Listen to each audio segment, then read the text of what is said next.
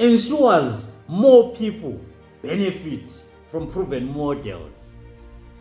So it ensures that a lot more people are going to get to see your program. They are going to get to see your best practice model. Replication promotes consistency and equity across geographies. And it's very, very key when it comes to the work that we do. And then the third component, which is legacy. Legacy actually secures lasting impact beyond the funding cycle. And I must say that as community-based organizations, as civil society forums, as sectors, we need to be working towards scaling our interventions or our models, but also replication, whereby we want to promote consistency. In some cases, you'll find that there are certain ways of doing social mobilization that have been tried and tested by, let's say, the women's sector or the LGBTQI sector.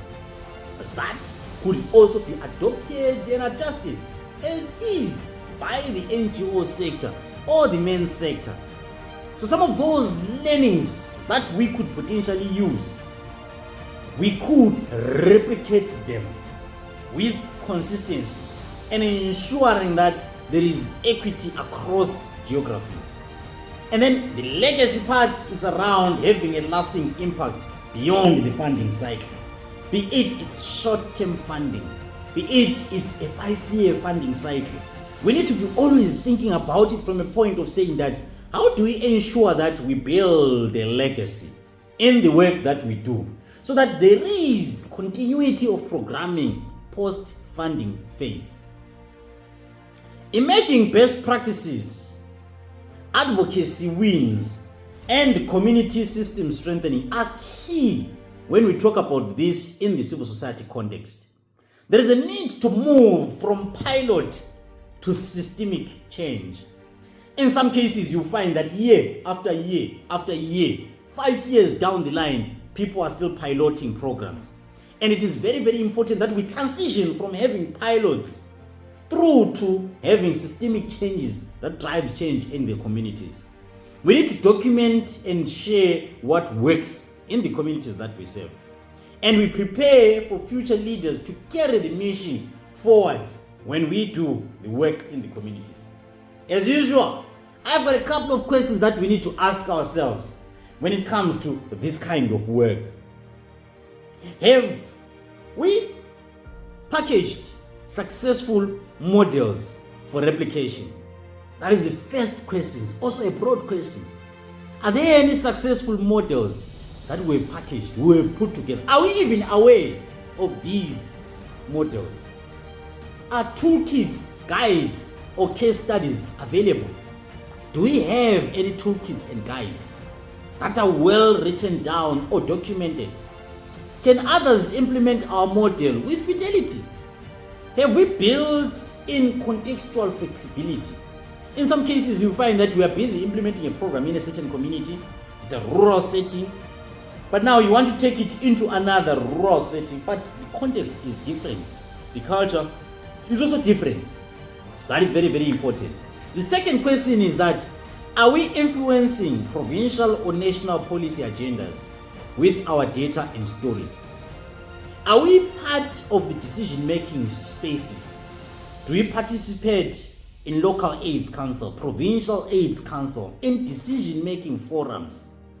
Do we participate in some of these TP caucus so that we're in a position to drive change but also influence how decisions get to be made? And are we in a position to articulate ourselves when we get to those particular forums? Because you will find that some of us were in a position to sit at the front.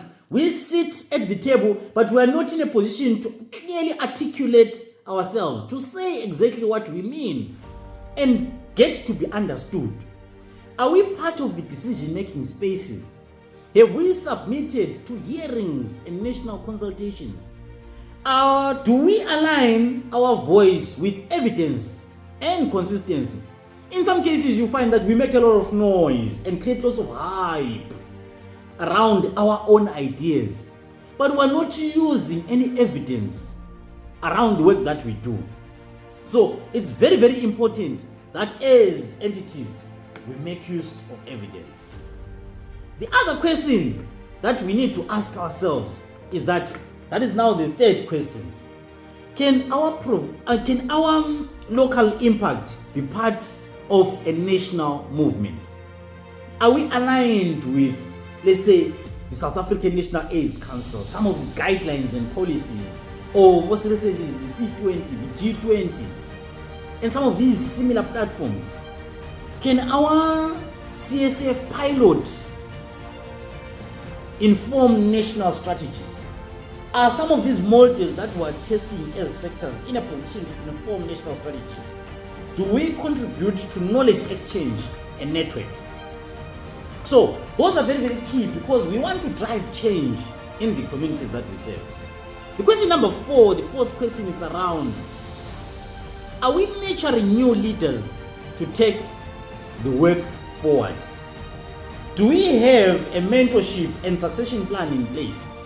In some cases, you would find that we have got leaders who have been in these leadership positions for years, and they are not planning to relinquish or let go of these positions, or even groom someone else to take over those particular positions. It is high time we brought in younger blood to come through and champion the work that we have fought for. We need to begin to groom younger people to be in a position to take over in terms of our positions. We bring in a succession plan into the space that we work in. Are youth and women equipped and supported? Very, very interesting and very, very important is to make sure that we think about our youth and women as future leaders or current leaders of the programs that we are implementing, because they've got an in-depth knowledge and know-how in terms of what are the lived realities that they are going through themselves, as compared to being so dependent on people that have lived it all. And they no longer even remember how it was like during their youth. And during their youth, the context was different. Are we intentional about leadership development? In some cases, you find that when an upcoming leader is coming into the same space that we find ourselves in, we tend to suppress them, and we tend to look down upon them and make sure that they get to be oppressed in this space, intimidated in this space. But are we grooming these leaders? Are we coming up with strategies to groom some of these young people to be in a position to take over our current positions?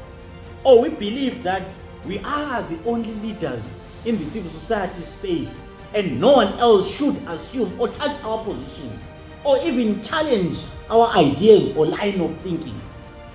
The fifth question is around, what do we want the CSF or CFO, civil society organizations, to be remembered for 10 years from now? Some of us, we might not even be there in the civil society space, but let's have that foresight to say 10 years from now, what we want civil society to be remembered for. What story will partners and communities tell? Is our work building dignity, justice, and systems that outlive us?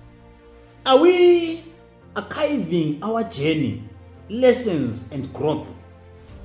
Or the main thing that they will remember about us is that we were one of the stubborn people that were jumping up and down and always fighting in meetings.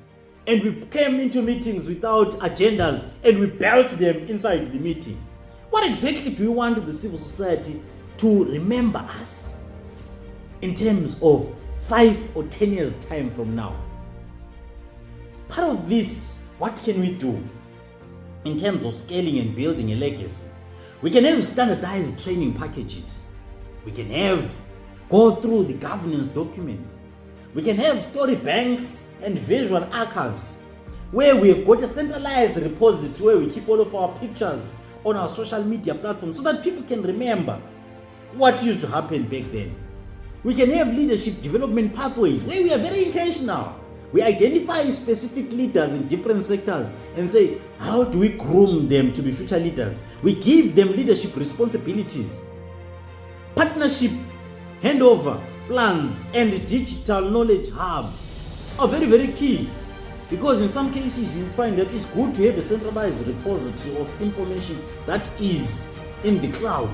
That way, it allows us to hand over information from one generation to another, so that when the year comes to an end, we don't struggle in handing over information. So we need to think beyond projects, and we need to scale what works, document what matters, and build something that endures.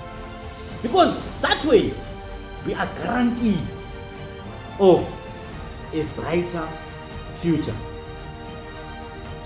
Like you always say, the best solutions starts with small steps. Let's all join our hands together and co-create a brighter future. Until next time, let's keep moving forward.